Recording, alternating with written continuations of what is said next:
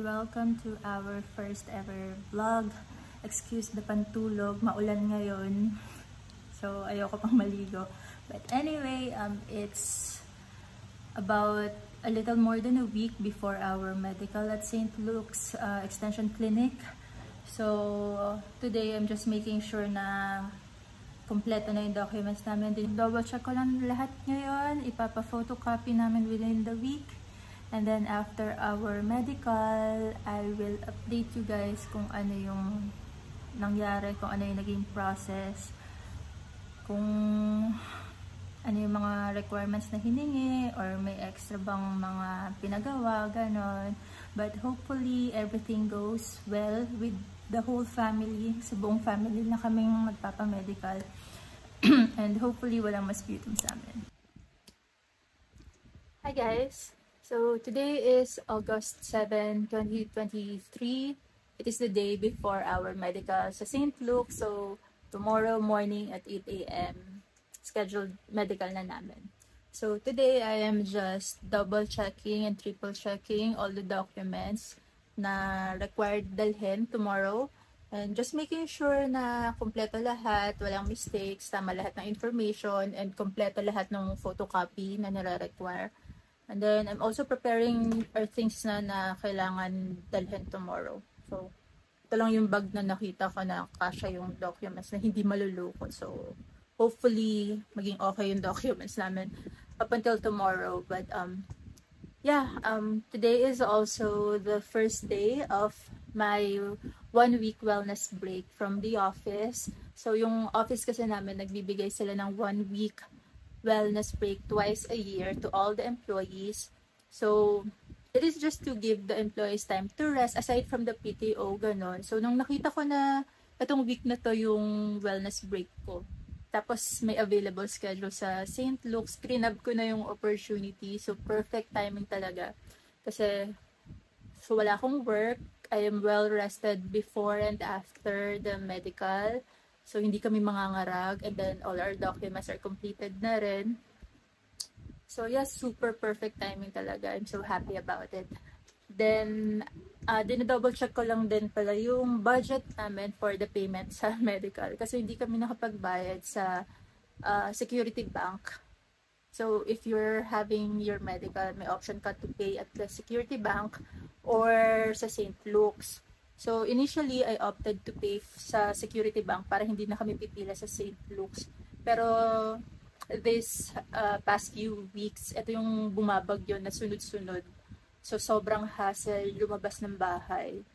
So, hindi kami nakapagbayad sa Security Bank. Sabi namin, doon na lang sa St. Luke's. Kasi nabalitaan ko rin naman na walang pila masyado doon sa cashier doon. So, buti na lang medyo umaraw-araw na. Tumigil na yung bagyo, and hopefully tomorrow maganda rin yung panahon kasi medyo kumukulog-kulog na naman ngayon. But I'm super excited. Sana maging okay lahat. And tomorrow after our medical, babalitaan ko na lang kayo kung ano mangyayari.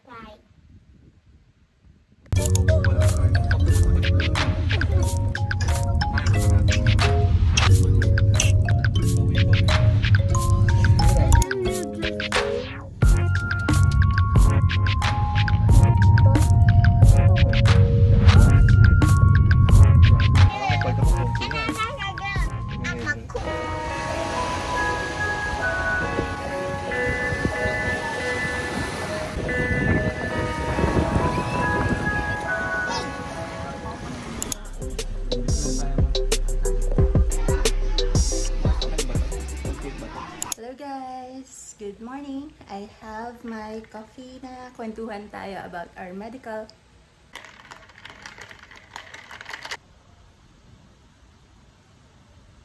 So hi guys, it's been a few days after our medical. So pinalagpas ko muna yung mga kaganapan for the whole week kasi medyo marami kaming ginawa aside from the medical.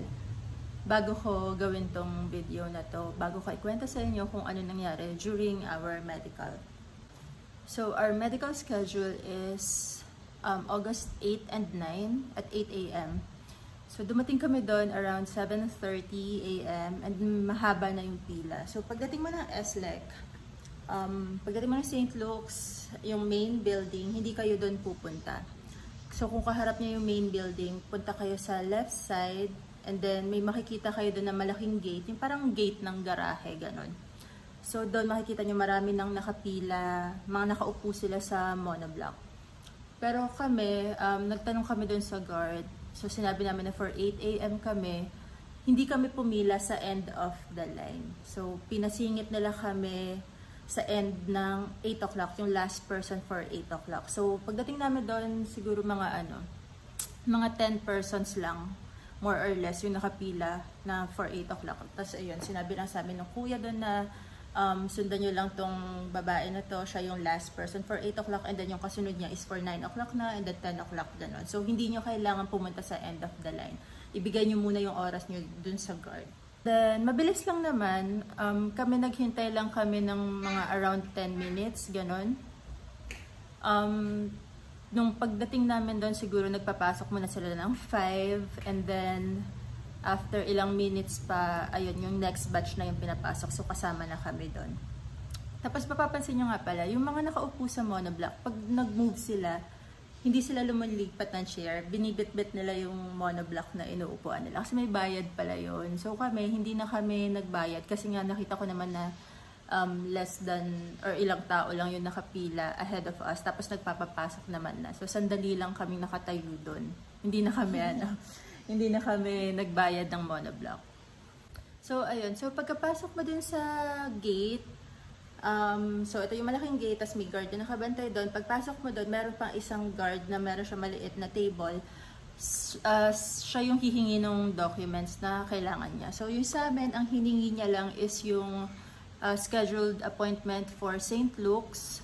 So 4 kami, 4 din yung binigay ko. Tapos nilagyan niya ng card, green card yung sa amin na may number doon, tapos nakalagay US priority. So tinanong niya ako kung ilang taon yung youngest, kasi kasama ko yung 2 kids ko and then my husband.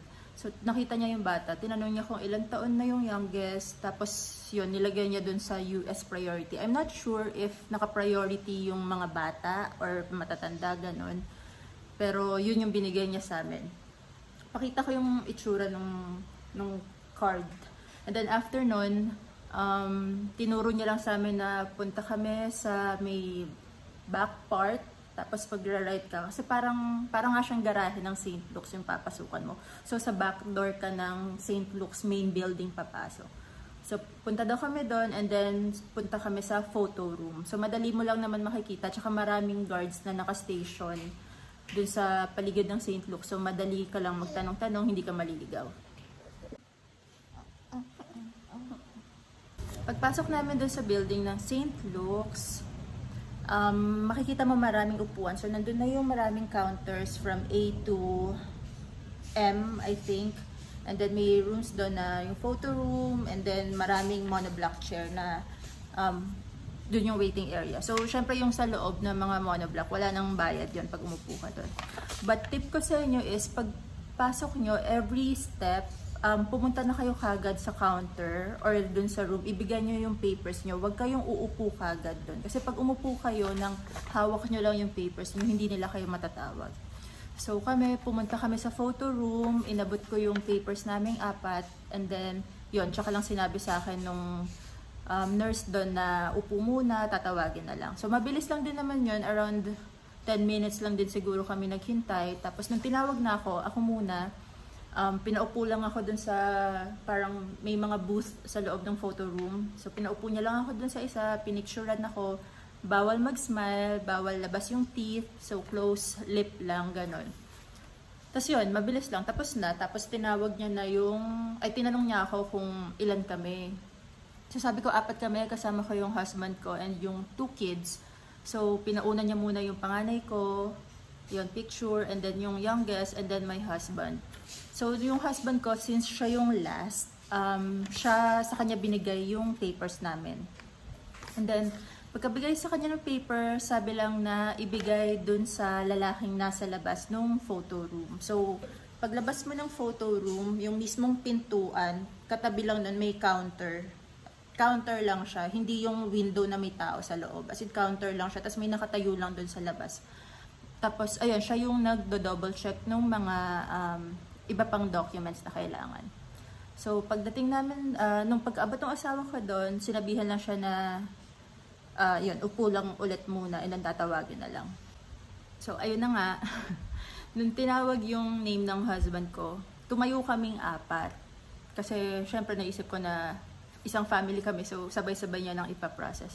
So, nung pagtayo namin, nakita nung nagpa-process na na ako yung may hawak ng envelopes namin 4. Kasi di ba yung requirements mo, ilalagay mo siya sa envelope. So, ako yung may hawak. So, sabi niya sa akin, ma'am, kayo po ba yung principal applicant? Sabi ko, opo. Sabi niya, sige po, kayo na lang po yung kakausapin ko, and then, upo na lang muna yung 3. So, umupo yung kids ko and yung husband, tapos ako lang mag-isa yung nandun. Tapos, ayun, inisa-isa namin lahat ng requirements na pinapadala nila. So, start with the picture, tapos yung mga original and mga photocopy, gano'n. So, kinuha lahat niya yon, tapos sinoli niya sa akin yung mga hindi niya kailangan siguro. So, ayun, kinuha niya lahat, and then nilagyan niya ng pin, pinagsama-sama niya yung pictures, nilagay niya sa maliit na ziplock na plastic. Tapos meron din siyang nilagay doon na yung slip, yung parang pipirmahan ng bawat step na pag nagawa niyo na. Ayun. And then after nun, so nung natapos na kaming 4, binalik niya lang sa akin lahat, and then sabi niya, wait ako dun sa area na maraming windows, then tatawagin daw yung number and yung color ng paper na yung nilagay nung guard.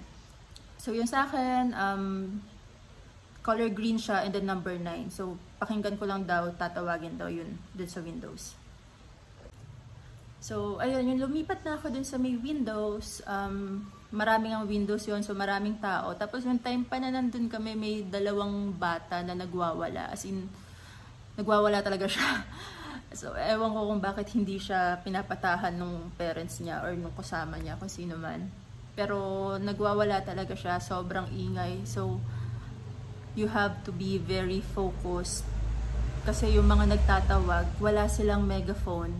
Yung mic nila na nakasuot is mahina lang para lang magkarinigan kayo pag nandun ka na sa window. Pero hindi siya yung totally na maririnig mo dun sa buong area pag nagsalita sila dun sa mic nila. So, ayun. So, kailangan focus ka, makinig ka mabuti kung tatawagin na ba yung number mo, ganun. Kasi sobrang daming tao dun. So, ako lang muna yung pumunta nga dun. Iniwan ko na lang muna yung family ko dun sa back part na mga na waiting area. Tapos, ayun, nagtitingin-tingin lang ako, and then sakto, paglikon ko, kasi parang pa-L siya eh. Tapos doon ako sa parang second row na upuan, umupo. Parang madali ko marinig yung nagtatawag sa harapan ko na windows. So, yung dito sa right side ko, paglikon kong ganun, nakatinginan ko yung isang babae na nasa pinakadulo, letter M yata yun. Tapos yun, tinatawag niya na yung name ko. So, hindi ko narinig na tinawag niya yung number ko and yung color ng, ng card ko. Tinatawag niya na yung name ko. Tapos yung go to booth or counter M, parang ganon. Ayun, so pumunta na ako doon, and then binigay ko lahat ng papers naming 4. So, dito medyo matagal-tagal na kasi ito yata yung verification or validation ng mga documents.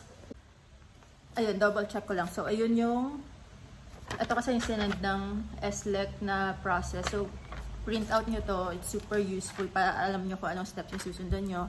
So, yun. Yung sa part na yun, that is the data encoding and fingerprint scanning. So, ground floor reception area.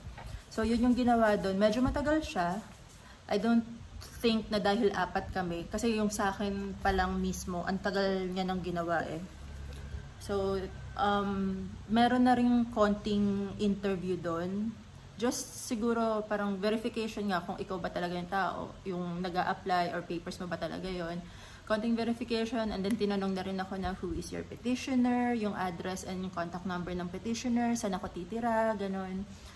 Mabait naman sila kasi yung sa akin, hindi ko kabisado yung address and yung phone number ng petitioner ko. So, tinignan ko pa sa cellphone ko, hinanap ko pa. Ayun, so very accommodating naman sila. Tapos, pinadouble check din yung passport details ko. Parang meron silang print out na another sheet of paper. Pinadouble check yung passport details ko, kung tama or mali. Tapos yung may mga pipirmahan ka doon. And then, in-explain din nila na since 1 month before pa ng interview date ko yung medical namin, yung medical is merong expiration na 3 to 6 months. So, yun, pipirma ka rin ng waiver doon na pumapayag ka na magpa-medical ahead of time ng yung ganong kalaking gap before your interview. And then, ayun, habang hinihintay ko siya na i-process yung documents ko, or ina-encode niya nga yung documents ko, yung sa katabi niyang window, tinawag yung husband ko. So, pagdating doon, yung husband ko naman, tinanong lang daw siya ng verification. Hindi daw siya tinanong ng about sa petitioner or address or contact number ng petitioner. Yung details lang about himself, like his name, his birthday, ganon. Yun nga, bine-verify lang siguro kung tama yung information. Pero no other questions daw regarding the petitioner or my employer, ganon. Just tinanong lang din siya sino yung principal applicant. So, tinuro niya ako kasi magkatabi lang naman kami ng booth. Ayun, and then after nun, nag-fingerprint scanning kami. Then, after nun, for my kids, ako rin yung pumirma nung para sa mga papers nila. Pero yung sa fingerprint scan, since nandun sila yung pina-fingerprint. So, ito lang, 1 finger lang and then 4 times mo siyang i-scan doon. So, after ko, tinawag yung bunso and then tinawag yung panganay ko. And then sila yung nag-scan lang. Wala silang pinirmahan or whatever. Tinanong lang ng name. So, what is your name? Gumanon lang. And then, fingerprints, scan na. So, yun. So, after no, nung natapos na kami doon, tinanong lang ako nung nag-i-interview sa akin na, ma'am, kumain na po ba kayo? At that time, it was around 9 o'clock na. So, sabi ko, hindi pa po. So, sabi niya, pwedeng kumain, pwedeng lumabas, hindi naman required mag-fasting. So, bago kami umakyat dun sa taas, sabi niya, kasi pag umakyat ka dun, start na yun nung buong yung physical exam, yung eye exam, gano'n, mag-i-start na yun. So, pwedeng kumain daw muna bago umakyat dun. So, for us, we opted to eat muna. So, sa labas ng St. Luke's, merong canteen. So, pwede kang kumain dun. Hello guys! Welcome to my vlog. So, anyway, ayun nga. So, pwedeng kumain. So, paglabas mo ng St. Luke's, merong canteen doon, merong mga lutong bahay. Pag naglakad-lakad kayo ng konti, merong Pure Gold Junior, tapos may mga cafe, may Starbucks, may Draco, Contis, I think. Tapos siguro sa mga mas malayo, meron siguro ibang fast food. Pero kami kasi doon lang kami sa canteen kumain para malapit lang. Tapos, ayun, so after namin kumain, pagbalik namin, dumiretso na kami sa 5th floor for payment kasi hindi pa kami nagbabayad sa Security Bank. So pag labas namin ng elevator, katabing-katabi lang ng elevator yung cashier. And then, ayun, paglabas ng elevator, meron ulit guard doon na nag-a-assist. So, sinabi lang namin na for payment, tapos pinapila kami doon. And then after ng payment, yung nasa likod, as in katapat ng cashier, that is the room for vital signs. So, kinuha yung height and weight, and then binipi kaming dalawa ng husband ko. Yung kids, hindi na sila binipi. And then, after nun, pinapunta kami sa eye exam. So, for the eye exam, if you are wearing glasses, of course, bring your glasses. Ako kasi meron akong glasses. I have very bad eyes, pero hindi ko madalas gamit yung glasses ko. But still bring yung glasses mo kung kahit hindi mo siya palaging ginagamit. Kasi kailangan siyang i-check nung doctor or optometrist na nag-check doon na ipapa-eye exam kanya with and without your glasses. Ayun. So, after ng eye exam, since medyo mahaba pa yung pila for PE, pinababa niya muna kami para sa blood test and x-ray. So, bumaba kami doon, nag-blood test kami ng husband ko lang muna, kinuhaan kami ng dugo. And then, kailangan kasing ma-physical exam yung mga bata daw muna bago sila makuhaan ng dugo. So, after namin kuhaan ng dugo ng husband ko, dapat mag-x-ray kami. Pero, pinabalik kami for physical exam na lang daw muna. So, yun, naghintay na lang kami doon. Medyo mabilis lang din naman. All throughout the process, hindi kami naghintay ng more than 30 minutes per step, ganun. So, sa physical exam, ito pinaghiwalay na kami. Ako and my daughter, and then my husband and our son, sila yung magkasama. So, sa physical exam, ako muna yung pinapunta dun sa doctor. So, sa physical exam, remove all clothing except your underwear and your bra for the girls. Tapos, tatanungin ka din ng basic questions lang, yung allergies mo sa gamot, medical history, ganon, kung nakagat ka ng aso within the last 12 months, kung meron ka vaccine, medications, maintenance, yung mga ganon, basic lang. And then, tinanong din kung regarding your pregnancy, kung ilang beses ka nabuntis, ilang beses ka ng anak, yung mga ganon lang, basic lang. And then, for the physical exam mismo, nung nakahubad na ako, pinahiga niya ako dun sa bed, tapos naka-cover lang yung gown. So, nakapatong lang siyang ganon. So, first, chinek yung sa face ko. So, yung eyes muna, pina-follow, yung ganon, usual lang. And then, sa body, binaba niya yung gown ko sa upper part muna, yung chinek niya. Pinalpate yung stomach ko. And then, hindi naman na nag-breast exam. So, and then, tinignan niya lang yung body ko. Tapos, yung sa legs, pina-fold niya yung legs. Tapos, turn to the side. Ganun. And then, the other side. Sobrang bilis lang. As in, parang pinaghulong ng doktor dun. Tapos, regarding tattoos, I have tattoos. Wala naman silang binanggit about it. And then, I have a lot of earrings din. Pero, tinanggal ko Hindi ko siya sinuot nung ano. Pero, ayun, wala naman silang binanggit anything about tattoos or piercings. And then, after ko physical exam, pinatawag niya yung daughter ko. So, with my daughter, same din, syempre ako yung tinanong, medical history, vaccinations, newborn screening, yung mga ganun. And then, same, pinaghubad, maiwan yung underwear, and then, same process lang na ginawa sa akin.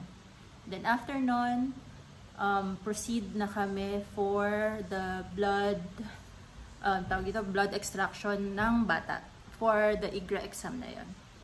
So after namin sa physical exam, yung husband and yung son ko, hindi pa sila tapos sa PE nila. So ako and my daughter, bumaba muna kami for my x-ray. So ako lang.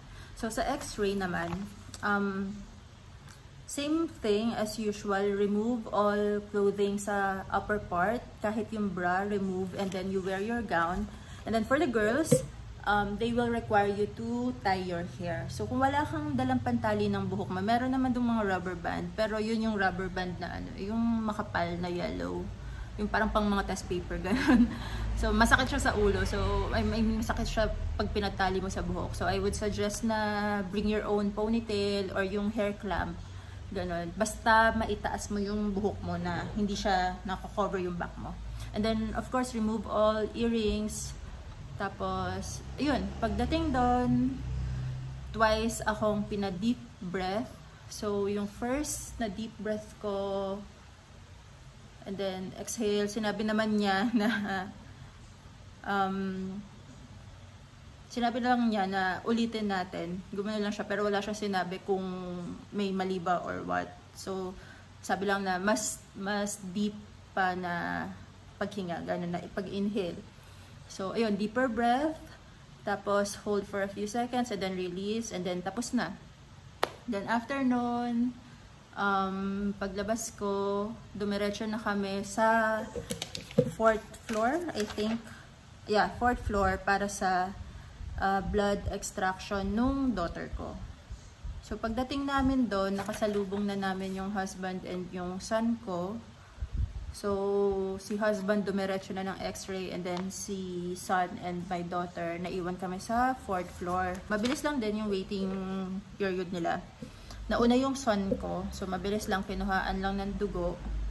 And then, yung daughter ko, doon kami medyo natagalan kasi 5 pa lang siya, so medyo nagwawala nung kukuhaan siya ng dugo. So, sa mga may anak pala dyan, if ang sistema pala nila doon, if yung bata is hindi nyo siya mapapaupo ng maayos doon sa chair. Kasi yung anak ko, saktong pagpasok namin doon, nakita niya may nagwawala na bata. So, doon pa lang natakot na siya. So, nag-start na rin siyang umiyak-iyak kasi hindi na namin siya mapakalma. So, nung time na siya na yung inupo namin dun sa seat, kahit nakakantong siya sa akin, nakayakap siya sa akin, ayaw niyang humarap dun sa nurse, so hindi siya makuhaan ng dugo. So, even nung dumating na yung husband ko, siya yung humawak dun sa daughter namin, ayun, ayaw pa rin niyang bumitaw. So, ang sistema pala doon, if pag gano'n na hindi nila makukuhaan ng dugo yung bata, ihihiga nila sa kama, tapos, ayun, lahat, halos 4 yung nakahawak dun sa bata, gano'n. So, ayun na nga. So, hindi namin mapakalma yung anak ko. Nung ihihiga na namin siya dun sa kama, bigla siyang pumalag na sabi niya, sit down na lang daw. So, nag-sit down siya. And then, 4 kaming nakahawak. So, hawak ko yung paa niya, nakakantong siya sa daddy niya. Kasi baka magsisipa eh. So, hawak ko yung feet niya. And then, may isang nakahawak dun sa braso niya. Tapos, may isang nakahawak sa other hand. Ayun. So, nakuhaan naman successfully, pero sobrang tagal namin doon. Pero yung mismong process, mabilis lang naman. So, ayun, after makuhaan ng blood, yung 2 kids, pinigay na nila sa akin yung parang white slip nila. So, sinabi na lang sa akin ng nurse that just for the 2 kids, balik na lang sila for tomorrow na, for immunization na. So, yung IGRA test result nila, kinabukasan din ibibigay. Para sa amin ng asawa ko, pinahintay kami up until 1:30 p.m. Ganun. So, at that time, mga... alis ka dyan.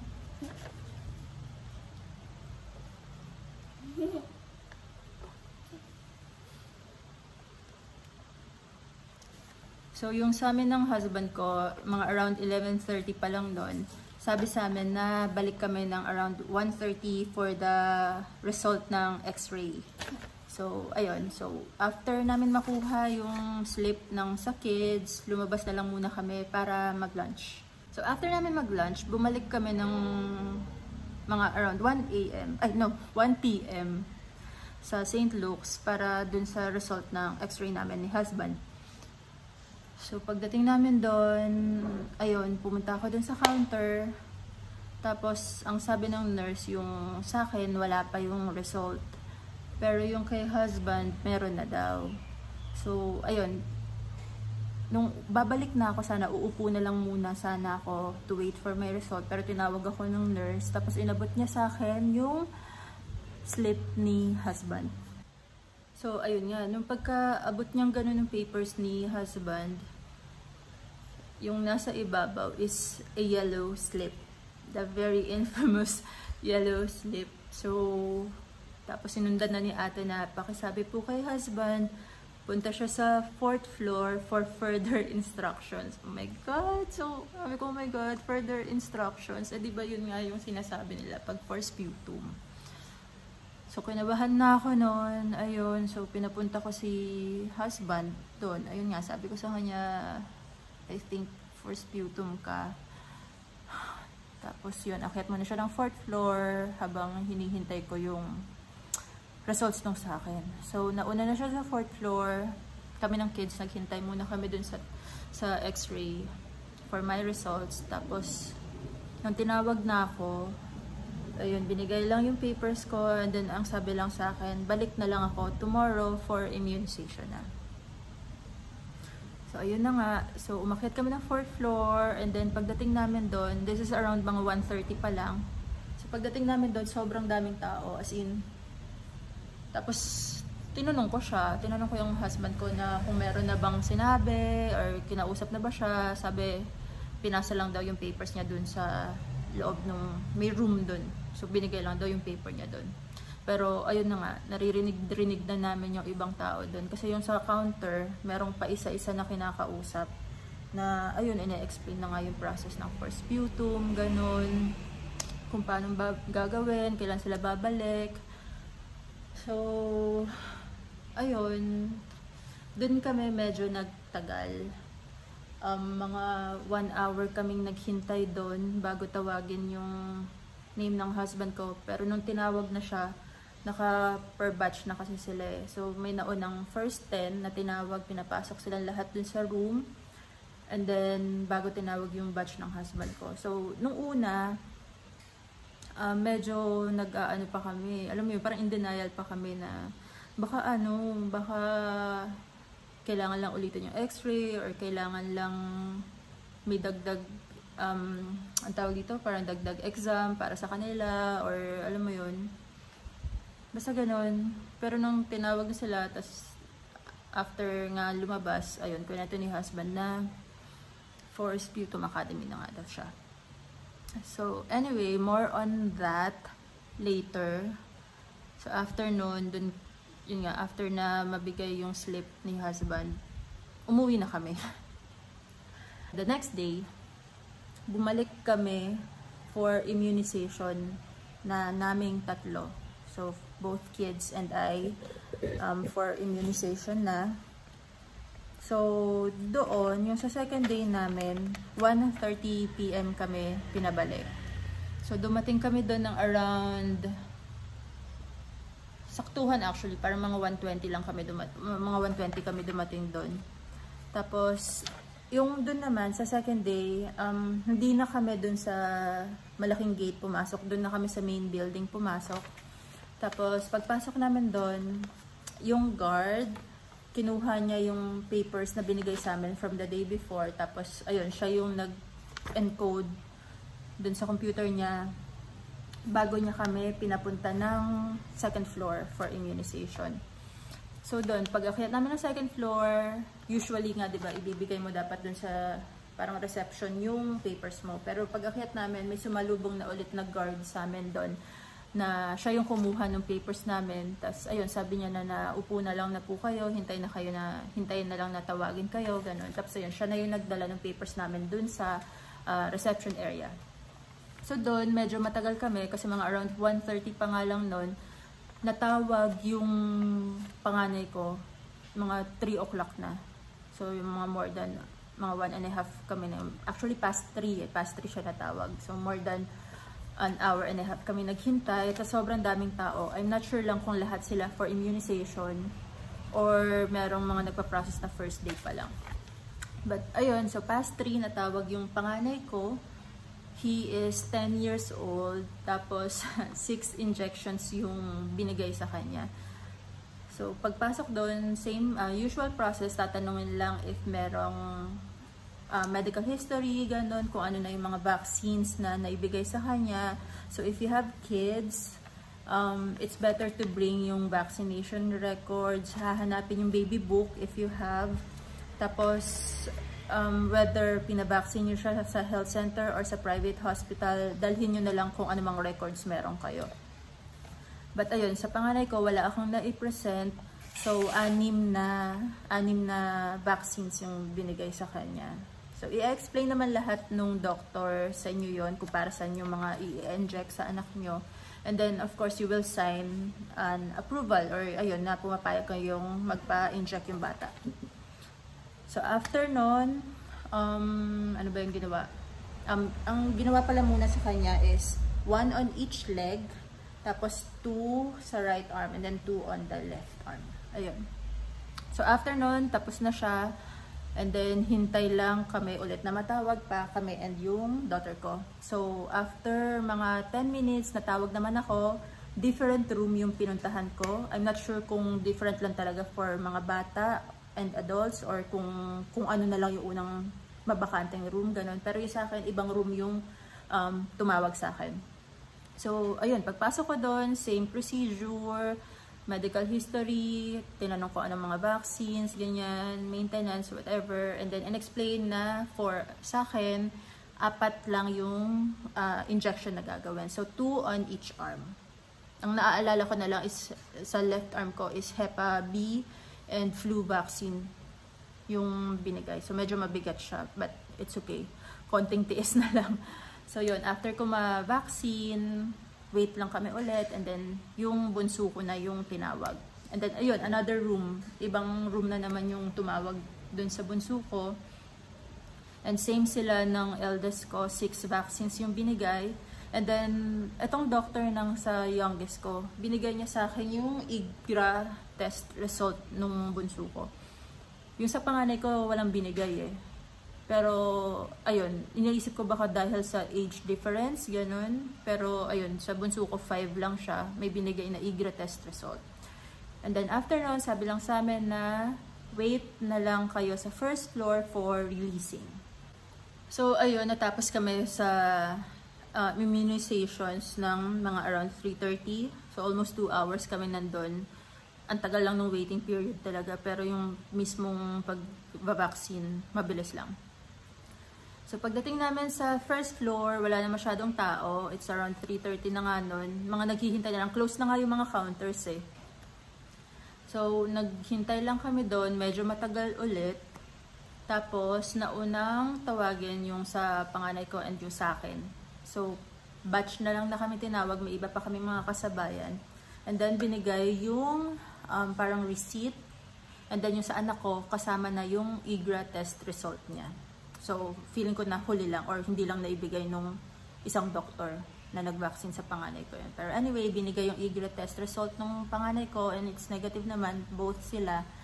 So, ayun, and-explain lang sa amin na walang dadalhin or sila na, yung SLEC na yung magpapadala, magpo-forward electronically nung medical results namin sa embassy. And then for us, dalhin lang namin yung receipt, though hindi naman kailangan. Baka lang daw hanapin. Dalhin na lang dahil photocopy for personal records mo lang din.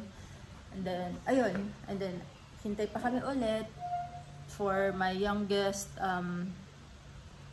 results ng releasing ng papers niya. And then, after a few minutes, natawag din siya. Pero, ang tagal namin doon, like natapos kami around 5 o'clock na. So, mga 1.5 hour yung hinintay namin for the releasing. So, yun, medyo matagal.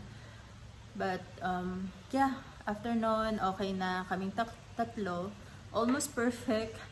Sayang lang na sputum yung, na-for sputum academy yung husband ko. But, yung sa aming tatlo ng kids is okay na. Waiting na lang kami for the interview. So, ito na nga. Kwento ko yung sa side naman ng husband ko na na-sputum. So, nung naghihintay kami dun sa 4th floor, nakakaramdam na kami. Pero alam mo yun, sobrang in denial pa rin talaga kami na baka hindi naman for sputum, baka may something lang, ganun-ganon. Pero ayun, ayun nga, nung tinawag na yung batch ng asawa ko, pinapasok sila dun sa room, more than 10 sila eh. So, nung araw na yun, yung mga nakasabayan namin, halos more than 20 sila na for sputum. So, ang tagal din na lang nandun sa room, mga more than 15 minutes din siguro silang nandun. And then, paglabas niya, ayun, sinabi nga ng husband ko sa akin na parang, and explain, meron binigay sa kanila na slip. Tapos nakalagay doon yung kung anong araw sila kailangan bumalik sa St. Luke's for the sputum collection. So, yung sa husband ko, ang nakalagay na days doon, September 5, 6, 7. So, kailangan niyang bumalik for 3 consecutive days before 6 a.m. sa St. Luke's para mag-collect ng sputum. And then, pag na-collect na yung sputum niya for 3 days, i-culture nila yon for 2 months. So, November pa niya makukuha yung result if he is negative or positive. So, ang explanation nila is, if negative, then my husband can reschedule his interview date right away.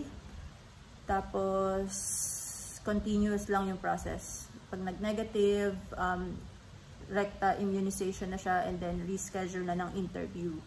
But if mag-positive siya, si SLEC na yung tatawag sa embassy to cancel his interview date and then kailangan niyang maggamutan for a minimum of 6 months to 1 year. So, ganun pala yung process nila. Sa Sputum Academy, if mapasok kayo doon, like, I super feel you guys. Pwedeng magalit, pwedeng ma-confuse, pwedeng ma-frustrate, alam mo yun. lalo na for us, never ko siyang naisip. Alam mo yun, wala siya sa plans ko. Wala akong plan B. So, hindi talaga namin alam kung ano yung gagawin namin ng asawa ko nung nalaman namin na first sputum siya. But, ayun, yun kasi yung mga part na wala kang magagawa talaga but to wait eh. Alam mo yun? Siguro may plans si God kung bakit nade-delay. So kami, nung nag-uusap kami, sobrang ang sama ng loob namin sa totoo lang. Ang tagal namin hinintay, as in yung buong processing ng papers namin, sobrang tagal. Parang ilang years kaming naghintay just for the interview date alone. Umabot kami ng 3 years dahil sa pandemic. Sa interview date lang yun maliban pa yun doon sa initial processing. Kaya alam mo yun, sobrang wala talaga sa plano namin kung anong gagawin namin pag may na-sputum sa amin.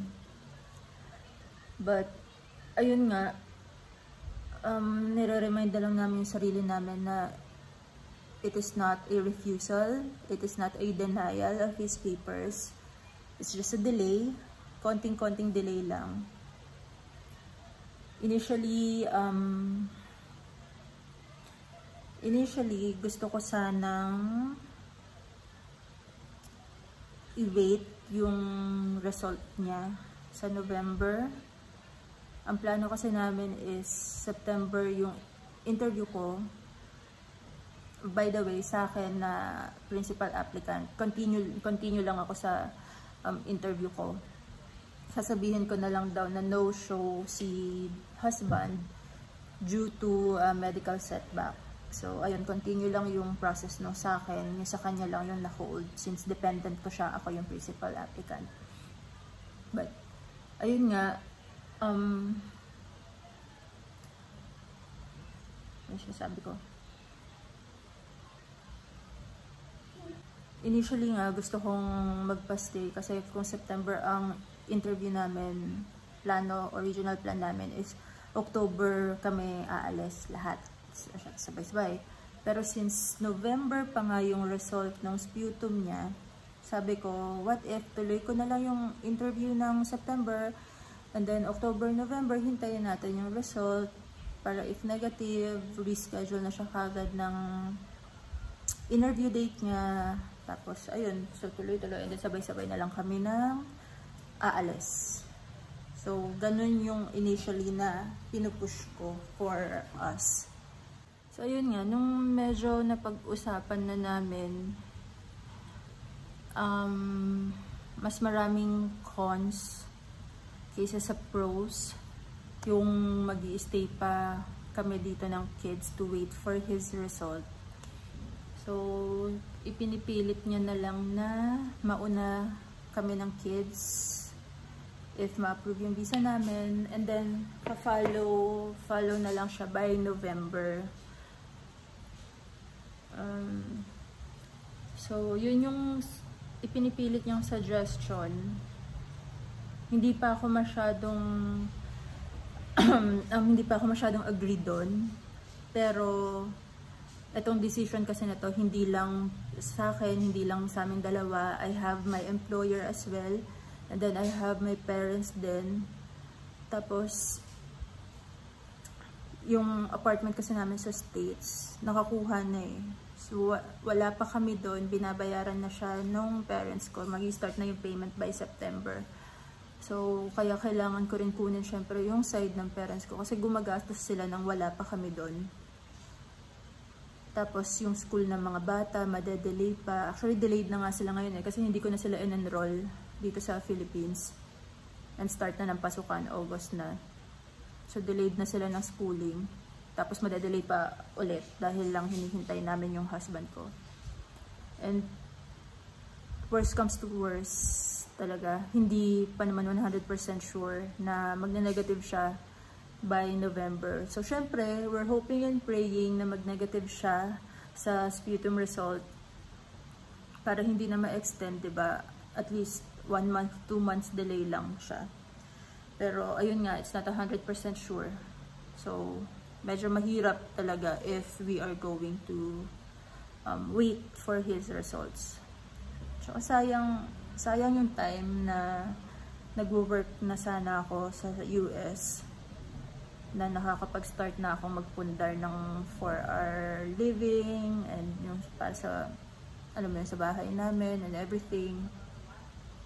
Sayang yung time na nakalaan para doon if maghihintay kami. So, alam mo yun, it's a very difficult decision.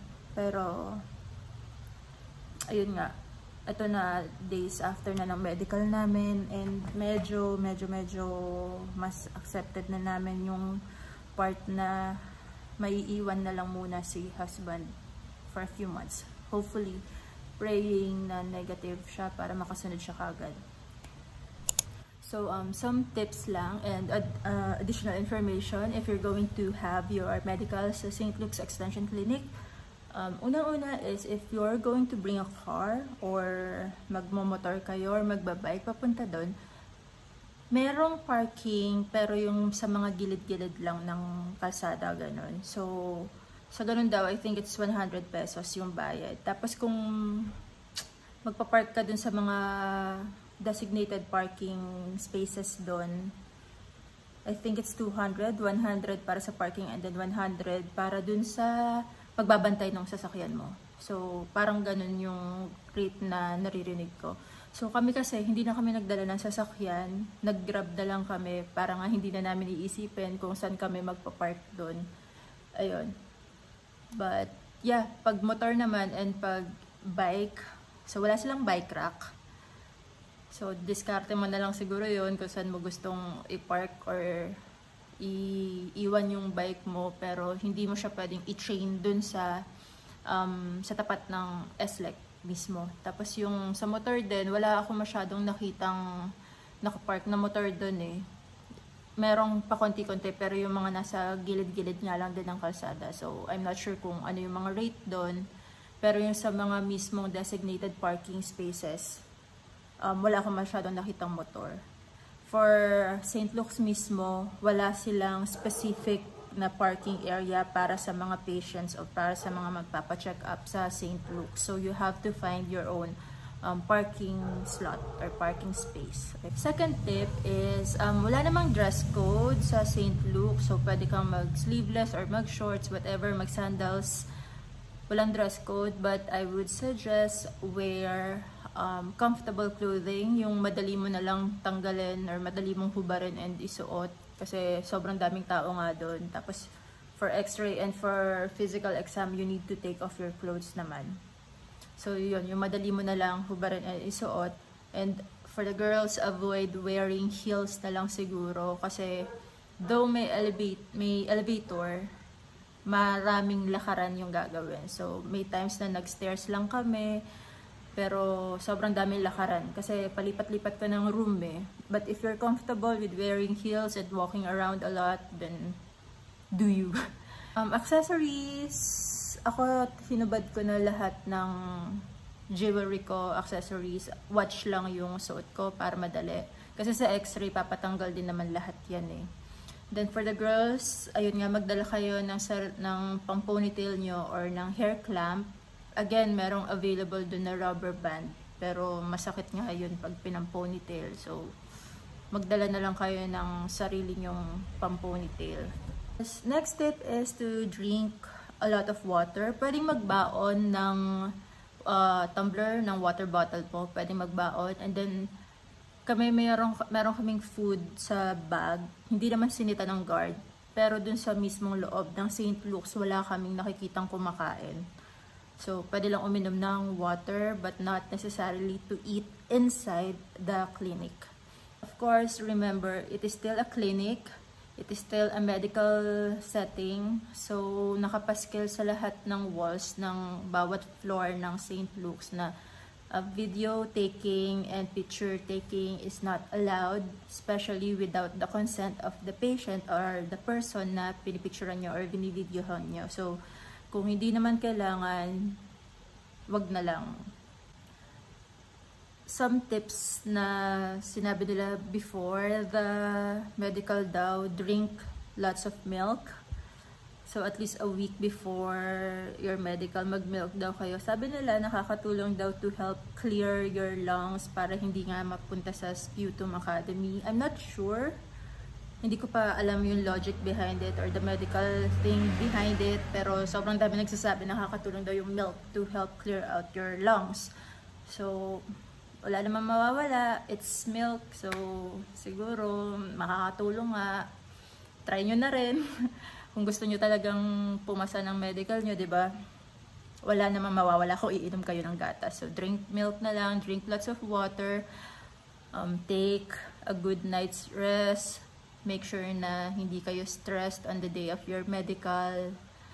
And then, again, pwedeng kumain. Hindi required na mag-fasting before your medical. Or if you have dependents who are kids, make sure na dala nyo yung mga medical records or vaccination records, yung baby book ng bata, kasi hahanapin yan. Though hindi siya totally required, it's very helpful para malaman ng doktor yung medical history ng bata and kung ano na yung mga vaccines na naibigay sa mga bata. Also, don't forget to bring your own pen kasi maraming pirmahang magaganap. Though yung sa ibang counters merong readily available na pen, pero once na nandun ka na sa mga doctors, sa mga nurses, wala silang inaabot na pen. Merong mga counters na merong pen na nakatali. Pero yung sa, yung sa vaccination namin, sa immunization, yung doctor na kausap ko, hindi niya ako inabutan ng pen. Pero I have my own pen, so nung pipirma na ako, yun ang ginamit ko. Hindi siya nag-offer na ipahiram yung pen niya or whatever. So, bring your own pen na lang. Don't forget that it is a clinic required mag-mask. So, lahat ng bata or matanda, basta papasok kayo ng St. Luke's, required to wear a mask. So, anyway, that is it for our St. Luke's medical experience for 2023. If you have any further questions or clarifications with regards to Sputum Academy or the medical itself, comment down below and sasagutin natin if baka natanong ko na rin sa nurses doon or sa St. Luke's. But I'll try to answer all questions that I can. Next vlog, it will be about our US Embassy interview schedule. So hopefully visa approved and kikwento ko doon lahat ng nangyari. I'll see you guys on my next vlog.